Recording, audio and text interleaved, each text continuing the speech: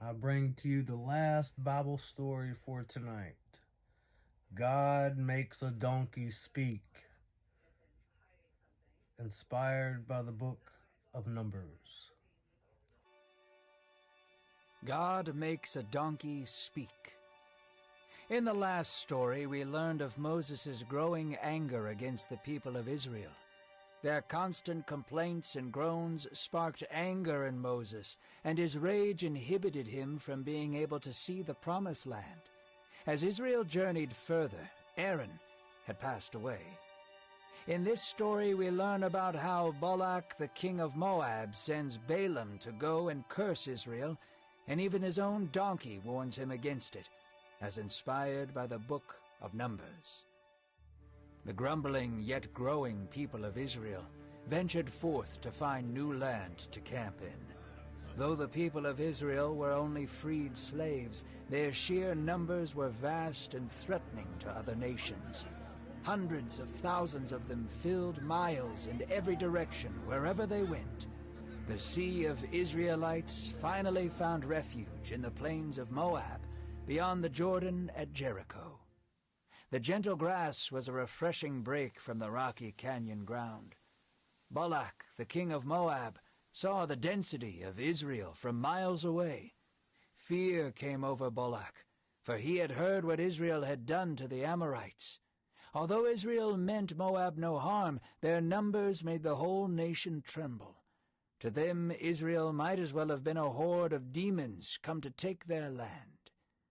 The people of Moab spoke to the elders in Midian and said, "This Israelite horde will eat us alive. They will lick us up as an ox does the grass of the field." King Balak knew he could never compete with the numbers of Israel. If they desired, they could swallow up his kingdom and cast his people out into the wilderness. A homeless and desperate group was a dangerous group, and Balak would do anything to protect his kingdom. If sword and shield could not defeat Israel, perhaps a darker and more sinister form of warfare would work. Balak remembered Balaam, a mighty man known for his spiritual power. Balak desired for Balaam to curse the people of Israel, plague them, and cast them into darkness. Balak sent messengers to Balaam to say, "The people of Israel cover the earth in front of me. Curse this people for me, since they are too mighty in number for me to defeat them. For I know he whom you bless is blessed, and he whom you curse is cursed." Balak asked these things, ignorant of where Balaam's powers truly come from, the one true God of Israel. Balaam was not Moses, so he did not speak to God face to face as he would with a friend. Yet God did speak to him, and this time God spoke clearly and explicitly, saying, "These people are a blessed people. I will not curse them, nor will you." So Balaam sent the messengers away, refusing Balak's request. Balak considered Balaam's refusal as simply a matter of price. He sent princes along with great treasures and promises of blessing. Balaam was enticed by the offer. His heart fluttered when he saw the treasures and heard of the rewards that would await him if he cursed God's people. Yet even though he desired to, he would not curse Israel. "Balak could give me an entire house of silver and gold, yet I cannot go beyond the command of God," Balaam said apprehensively. Balaam gestured around his home and said, "Stay the night.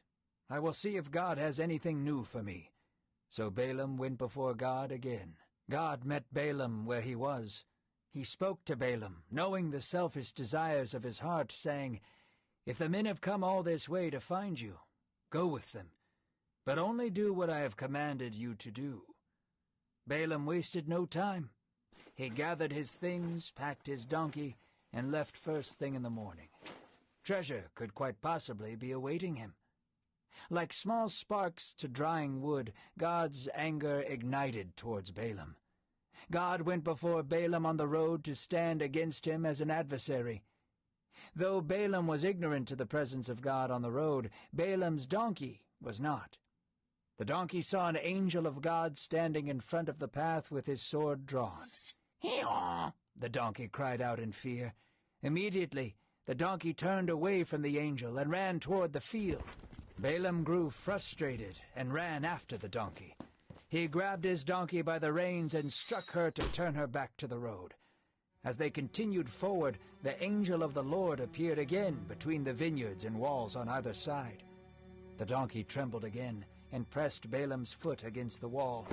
Balaam screamed in pain and began hitting her again. As they continued, a third time the donkey saw the angel of God with sword drawn. The donkey heeled backwards and fell on top of Balaam. Balaam laid there underneath his oaf of a donkey.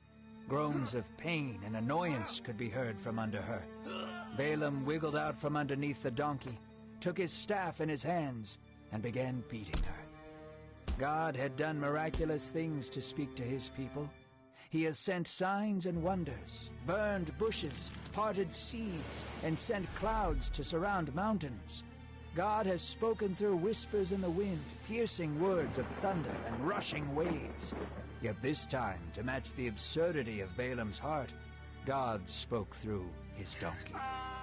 "What have I done to deserve you hitting me 3 times?" the donkey yelled at Balaam. "Because you have made a fool of me," Balaam said ironically, considering that he was now speaking to a donkey as if it wasn't totally insane. "If I had a sword in my hand, I would kill you," Balaam said in a mad rage. Slowly, he was beginning to come to the reality of the situation. He was speaking to his donkey. The donkey spoke again to Balaam, saying, "I have been your donkey for your whole life.